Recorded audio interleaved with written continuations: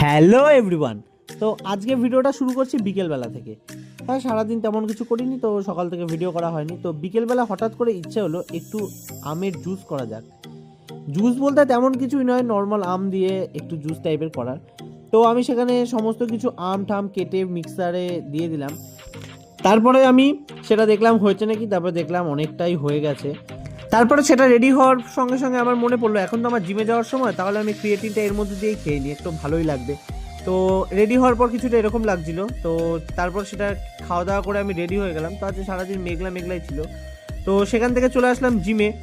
জিমে আজকে ছিল লেগের ওয়ার্কআউট। তো আজকে আমি তোমার সাথে একটু লেগের ওয়ার্কআউটও শেয়ার করব। তো ফার্স্টে কতগুলো ফ্রি স্কোয়াড মারলাম। ফ্রি স্কোয়াড মারার পরে তারপর 4 সেট স্কোয়াড মারলাম। তারপরে চলে আসলাম লেগ এক্সটেনশন এবং লেগ কার্ল করে চলে এলাম একটু কাপস করতে।